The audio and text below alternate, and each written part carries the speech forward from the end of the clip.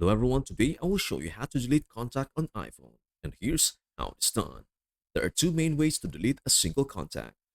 The first method is to long press on the contact you want to delete.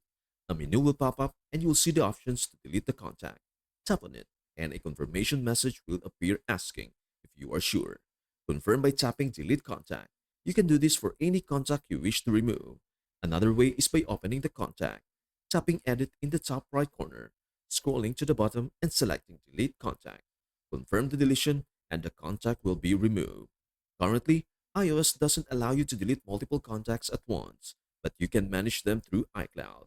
To do this, go to your iPhone settings, tap on your Apple ID, then iCloud, and find contacts. If you don't see it, tap on See All. If you turn off iCloud contacts, it will ask you if you want to keep or delete your contacts from your iPhone.